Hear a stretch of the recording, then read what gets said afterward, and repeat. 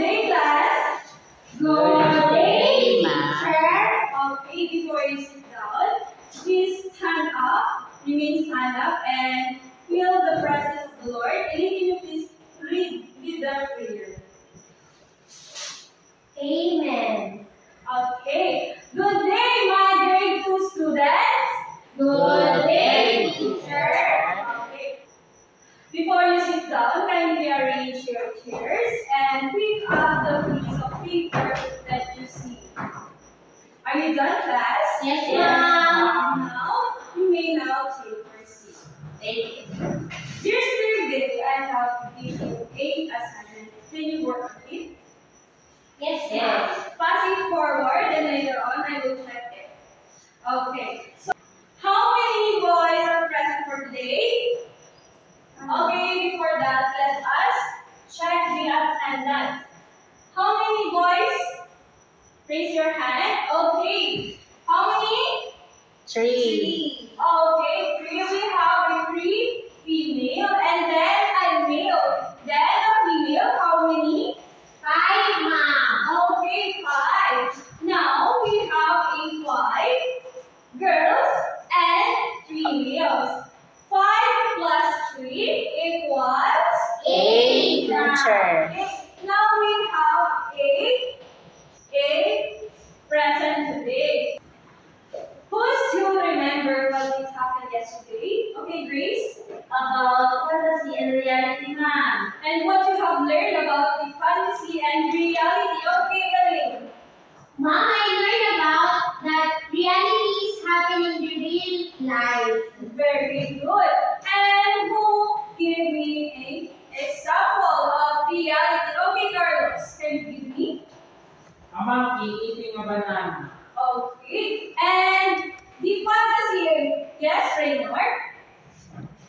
Fantasy is drama. Okay, very good. Give yourself a 3 clap. So before we start to our next lesson, I have here a activity. So you will need to do is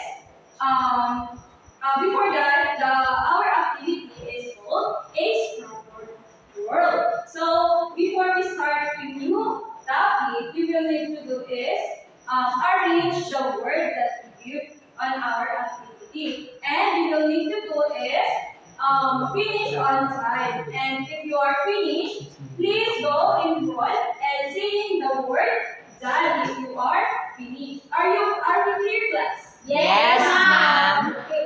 The group 1 will be the right side, and then the group 2 is the left side. Okay. Do you understand, class? Yes, ma'am. Now you will need Faster will be the first one. Done, ma'am. okay. Because of that, group 2 and group 1, can you please confront and present your work? Group 1. We arrange the scrambled letters and form the words parts of book. Okay, and group 2. Say, Carlos. We arrange the scrambled letters and this is what we create. Parts of book, ma'am. Okay. What do you think is our lesson for today, class? I think, ma'am, parts of book. Okay, very good. You know, please on your seat. Our topic for today is about the parts of the book. Do you know what's the part of the book? No, ma'am. Okay. Just like in our science subject, you have discussed the different parts of our body. We have head and every part of our body. So, to our lesson for today, we discussed the parts of the book. But before that, let us know what is the objective of our lesson. Eyes on the TV. For today, our discussion is parts of the book. Now, the objectives of our lesson for today is recognize the common terms in English relating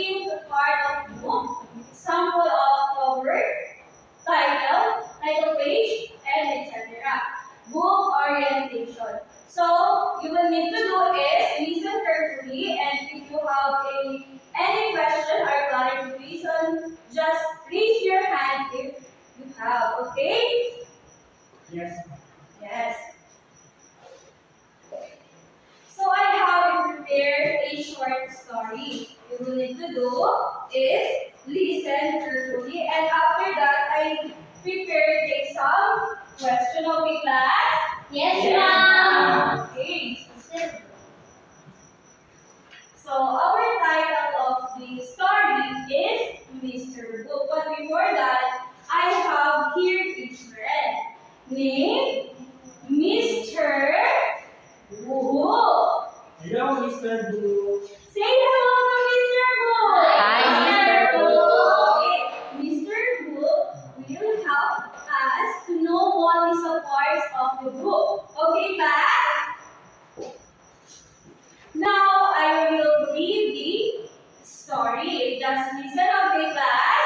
Yes, ma'am. Okay. Mr. Book is the title of the story by Ijoma. Once upon a time, in a quiet library, lived a very special book named Mr.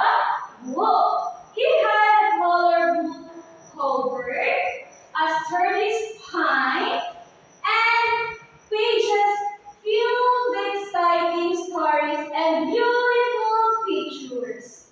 Mr. Book's front page was like his welcoming smile. Mr. Book will smiling smile. Now, it has his title, which is the Mr. Book, bold and bright, telling everyone what kind of story held inside. Right below the title, you could find his author. The author of the story is Ijoma. The person who had a dream up to the tale. And the next to the author's name was the illustration and illustrators name and the talented artist who brought the story to life with a picture. When Mr. Book was placed on the shelf, his spine was visible. It was like a little label showing his little title and author's name, so people could easily find him. One day, a little girl named Lily came to the library. She saw Mr. Book and was curious. She opened him up and started to read. Okay. She loved the story and the pictures. Mr. Book felt happy knowing he had brought joy to Lily. From then on, Mr. Book knew that he was more than just paper and ink. He was a friend, a teacher, and a storyteller. All thanks to his colorful covers, story spine, and the words and pictures inside. Okay, class, did you get it on our story? Yes, ma'am. Okay, if that's so, what is the name of our character again? Mr. Book. Okay, who is the Mr. Book on our book? Can you identify? Elaine? Where is Mr. Book on the story? This one, ma'am. This is Mr. Book. Very good. You may now sit down. Mr. Book is here. The colorful, according to our story, he had a colorful cover. Now is what are the underlined words? Who wants to go in front and identify what are the underlined words? Okay, Grace. Ma'am, the underlined word I saw is over. Yes. Front page, title, author's name, and illustrator. author's name.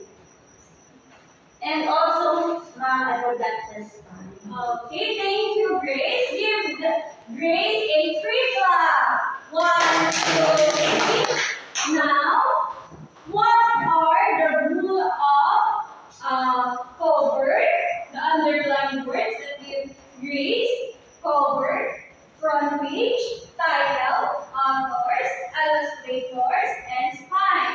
What are the rules of the book? What do you think is the rule of this kind of parts of the book?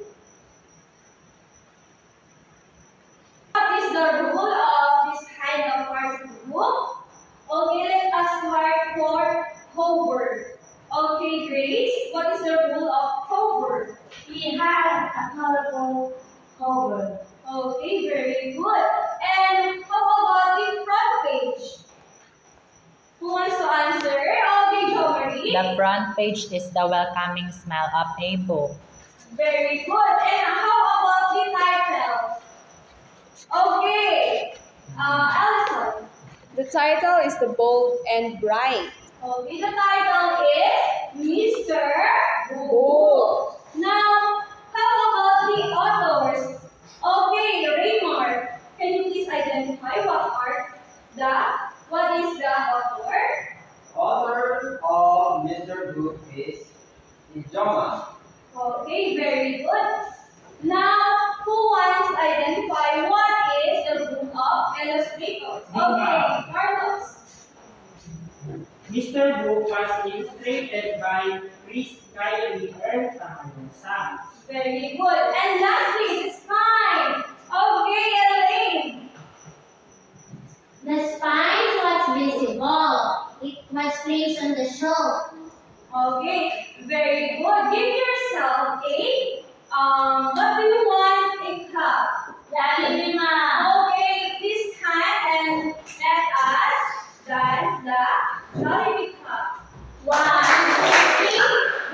2, 3, Jollibee. Very good. So, the cover is here, and then the front page is here, and the title is the Mr. Book, and the authors is written by Ijoma, and the illustrator or illustrated by is Chris Kylie Tamayosa, and the lastly is this spine here. Okay. Did you understand the parts of the book? Yes, ma'am. Okay, very good class. A book have a different parts, so they are having a good purpose. Like us, we have a good purpose in our life. So now, did you understand what will happen now? Yes, ma'am. Okay. Jo Marie, can you please go in front and count how many parts of the book? Please count how many parts of the book. 1, 2, 3, 4, 5, 6. 6, ma'am. Okay. There are 6 parts of a book. Very good. Give Jo Marie a 5 clap. So because of that, sorry to tell you that I have a emergency meeting. So I have a co-teacher and a co-intern. So which is Sir Jo Marie and Ma'am Joy. So for now, I'm leaving and be behave to our teacher, co-teacher, and two interns.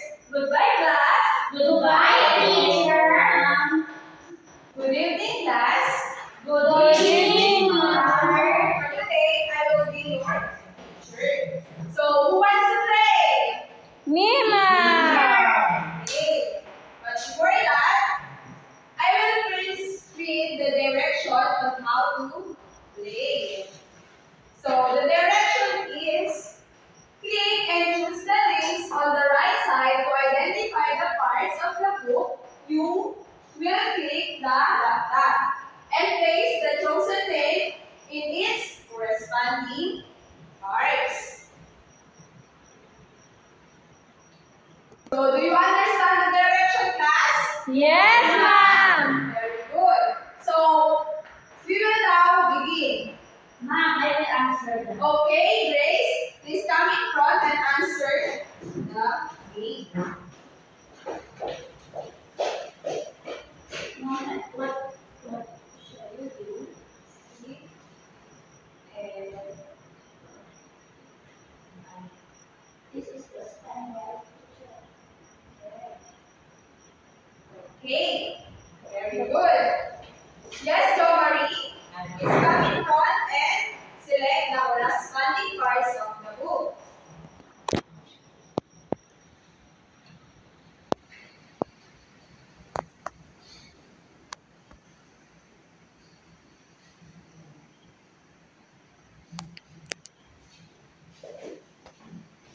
Okay, Raymar, please come in front and select the corresponding parts of the book.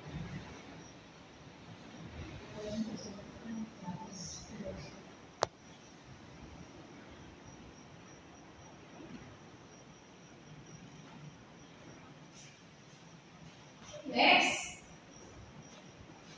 Okay.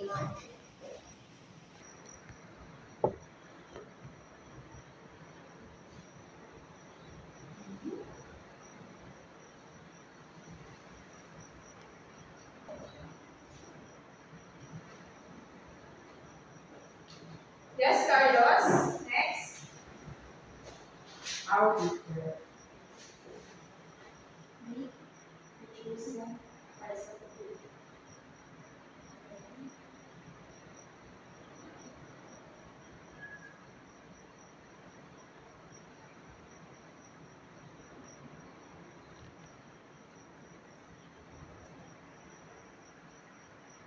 For the last. Let's divide.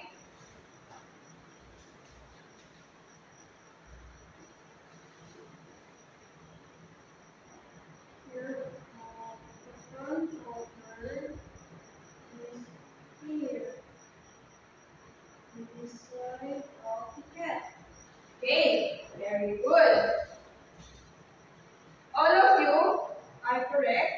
Answer. Got the correct answer. Okay, did you enjoy our game? Yes, ma'am.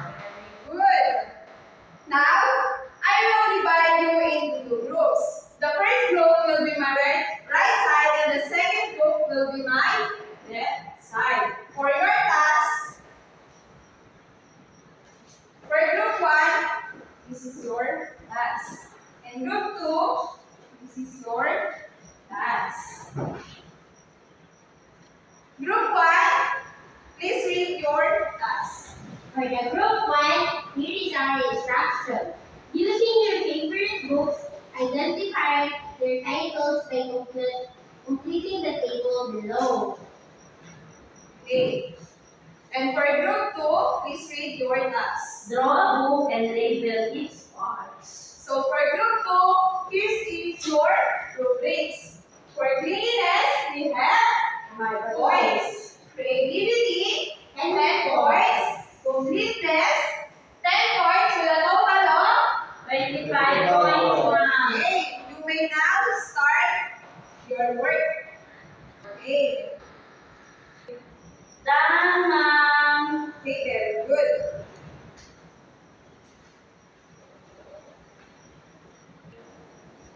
Okay, for group 1, please come in front and present your task.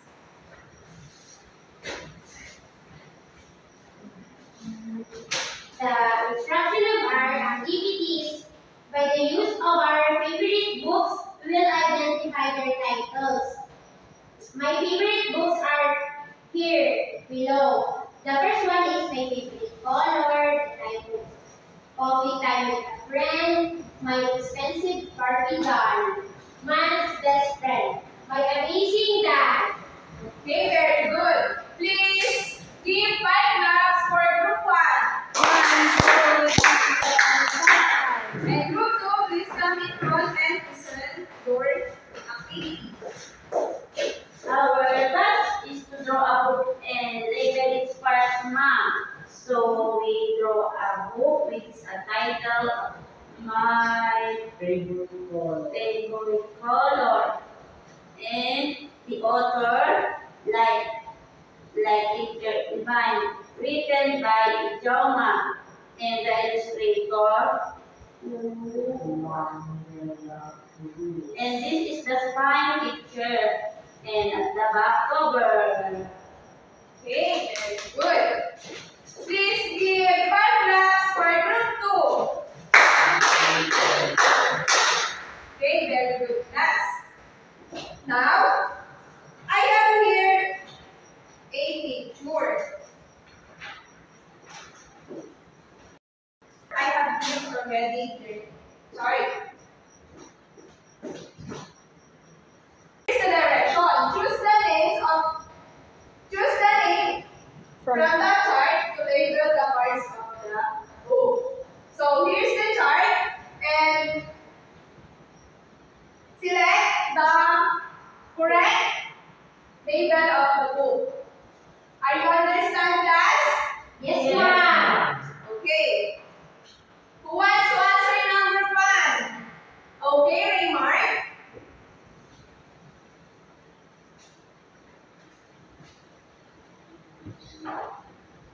Ma'am, number 2. Okay, number 2. Divide. Number 3. Okay, John Marie, number 3. Diba? Dapat natin.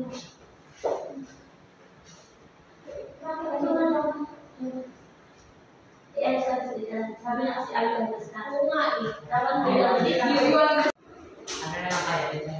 Wait lang pala. Do you understand, class? Yes, ma'am. Okay, for number 1. Yes, Remark. Ma'am. Ma'am, number 2. Wait for a while.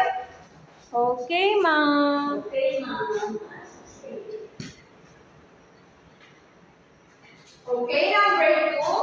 Grace. Yay, number 3. 4.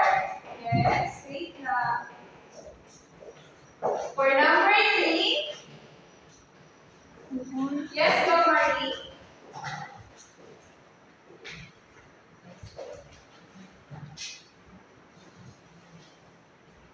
Need for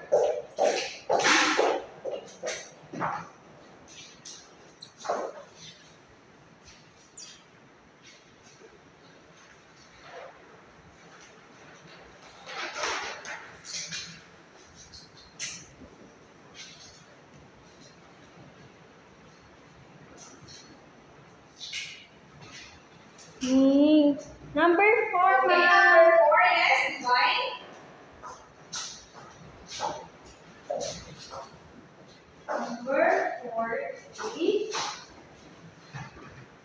on cover.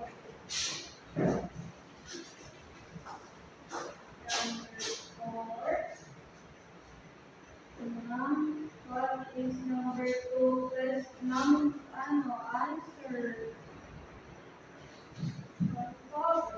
Okay. Next number. Ma'am. Okay, Carlos. They forgot to answer the number 2 part. Ma'am Elaine. Elaine don't want to adapt. The answer for number 2 is illustrator. Ooh. Green. Quiet, class. Sorry, ma'am. Okay, now let's check your answer. For number 1, the answer is the Title. Okay, very good. Title. For number 2, Illustrator. correct. For number 3, Back cover. okay, back over. For number 4, Front cover. okay, very good. The front over. Number 5, Is 5. okay, Mami,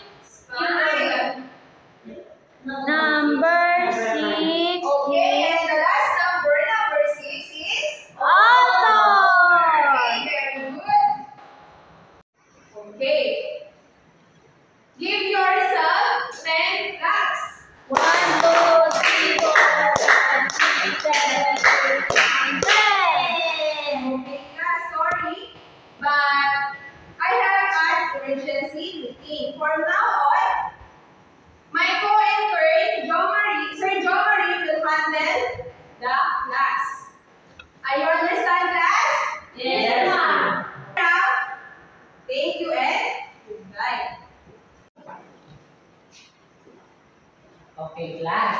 In what situation do we apply the concept of knowing the parts of the book? Yes, Grace? In what situation do I apply the concept of knowing the parts of the book? Sir, if I will go to the library, if I know the parts of the book, I can easily look at my favorite book. Very good. How about you, Elaine? Sir, for example, in a situation when we are going to library and we want to choose a book that we want to read, and also sir to know the author, where is the title that we put. That's all, sir. Very good. Let's give Grace and Elaine 5 claps. Now, who wants to share their learnings for today? That's great. Sir, I've learned about the 6 parts of the book. They are They are the title, front cover, author, illustrator, spine, and back cover, sir. very good. How about you, Carlos? What did you learn today? I learned today I met Mr. Bookser. Yay. Very good. Let's give Grace and Carlos 5 claps. 1, 2, 3, 4, 5. Yay. Okay, class. Your quiz will be handled by my co-intern, Joy. So, goodbye, class. Goodbye, teacher. Hey class, now get your pencil and we will be having a short quiz. Okay? So here's your test paper. Get one and pass. Okay, but first, let me read the direction. Okay?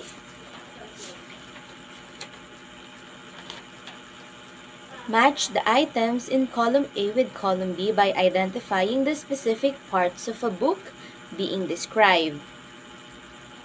Okay, class? Do you understand the direction? Yes, ma'am. Okay, very good. Any questions or clarifications? No, ma'am. Okay? You may start now. Are you done, class? Yes, ma'am. Okay. We'll check your short quiz now. Number 1. It is the connector of front and back covers. The answer is letter C, spine. Number 2, the writer of the book. The answer is letter D, author. Number 3, contains basic information about the book. The answer is letter E, title. And number 4, many contain the review of the book. The answer is back cover. And last, number 5, person who drew the picture or image. The answer is letter F, illustrator. Okay?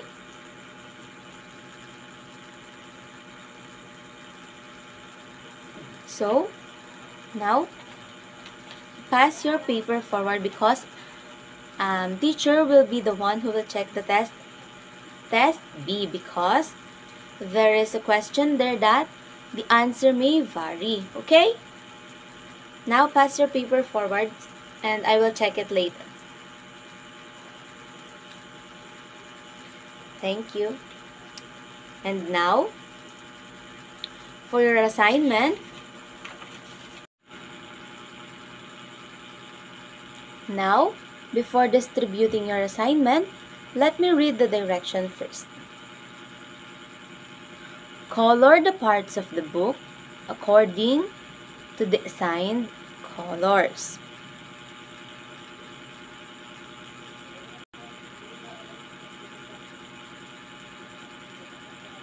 So, here's the rubrics in your assignment.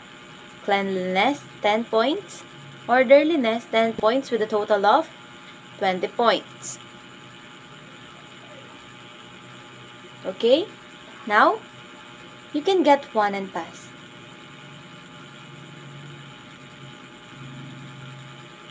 Is everybody has their assignment? Okay. You can all stand up. Let us pray. Okay, goodbye class. Thank you.